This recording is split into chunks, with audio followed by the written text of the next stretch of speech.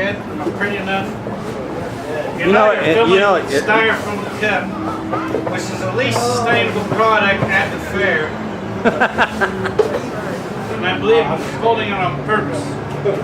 It's a very great insulator. And if we ever want to change the world, we must create products that can outcompete styrofoam on price and quality and quantity production.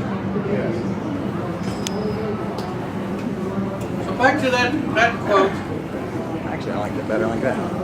Humanity cannot expect the Earth to produce more. We must do more with what the Earth produces. What I mean by that is, you know, as my mentor taught me, Luther Pauli, you know, the Earth is already at its capacity limits and carrying capacity, right? We know this. Science knows this.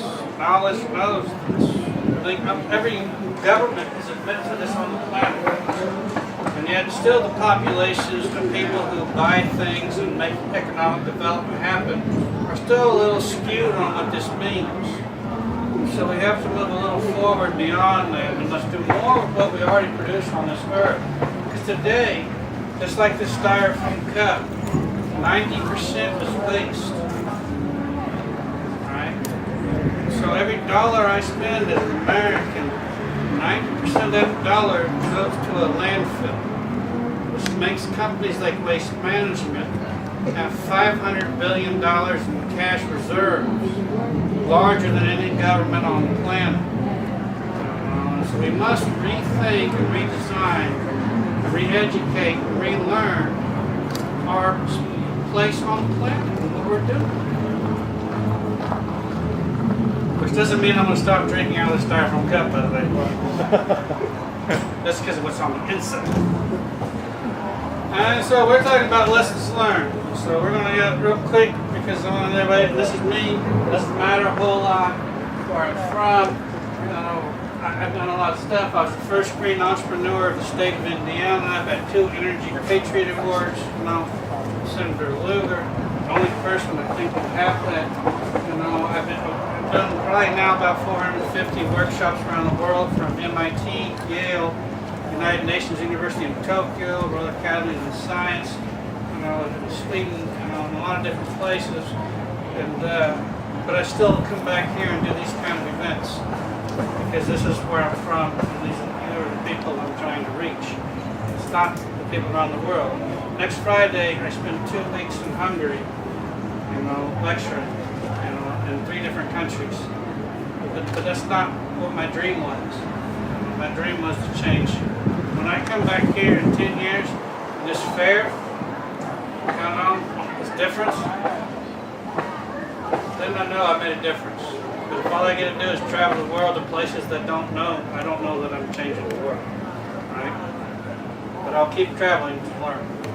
So let's talk about our state. This is from 2007, by the way, so some things have changed, but not much. And that's what I want to show people is that from 2007, we're still one of the worst in nitrogen oxide emissions, and sulfur dioxide, and mercury, and carbon.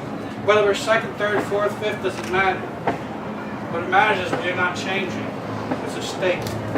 We're not actually getting better. We talk more and more about green things and sustainable things. We have all these wind turbines and all these things. But as a state, are we really getting better? The answer is really no. You know? And in some areas, we're getting worse. And so, what areas? Let's look at water pollution.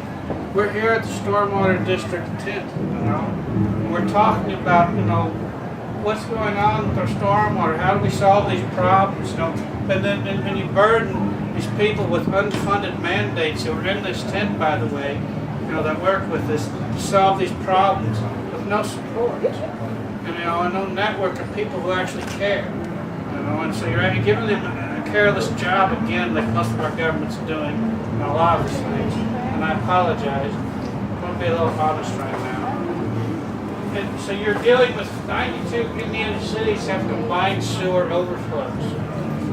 That's 2007. That number's the same. It's not less. So for 5 or 6 years, 6 years now, it's 2013, 6 years now, nothing's changed.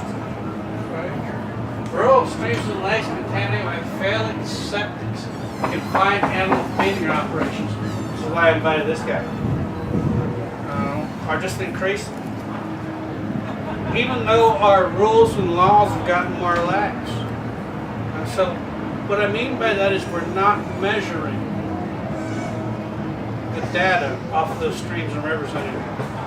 They're still dirty. Our rules got more lax statewide, so we're cutting funding to measure the data. That is still real. So we're trying to change that a little bit.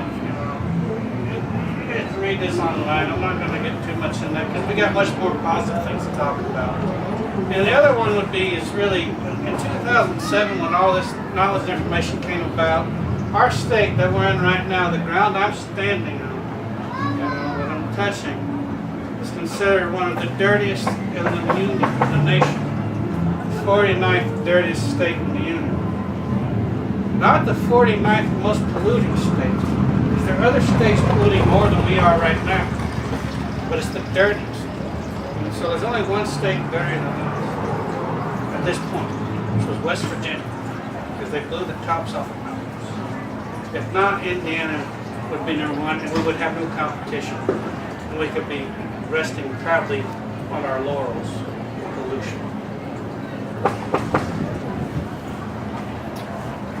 So we were going to talk a little bit about water, but I'm going to go back in a little bit, just buildings for a little bit, to let you know that buildings and materials are connected to water. So anytime you reuse a building material, you're saving water, right? And what I mean by that is it's also saving energy.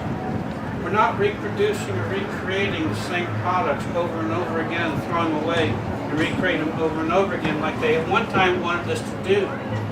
There's literally a movement in our country to build an economy to be obsolescent. The products to continually be thrown away and rebuilt. Well, that doesn't work. So you can see reused materials in buildings in these pictures. I'm going to go quickly through these pictures because you live in Kokomo, you know these buildings. So a little befores and afters. This one's nice because in this case you create something that's not outdoors and you bring nature into the middle of the building. This is one long building that didn't have to. So you put it in the middle of it. And even though it's a small amount of nature, it makes people think different. So part of our job may not always be to go 100% in the right direction. It might be to change people's thinking in that direction. Because sometimes we need to think generationally instead of individually during my life. I want to see this happen now because of my selfishness. But maybe if I teach the generation past me or beyond me, they'll be able to implement these things and save themselves or protect themselves in a way that we couldn't.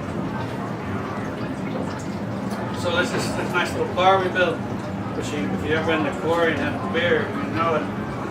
Only too far. This is Anderson's downtown center. We took out street roads. We took his whole tour of the building. We decided the whole thing. They created their town center, which now has large public concerts and public events on a regular basis. This is the subway, which everybody here in the Stormwater District should be familiar with. Because I suck plastic from styrofoam. Subway building. Here, first green building in the Midwest from this company.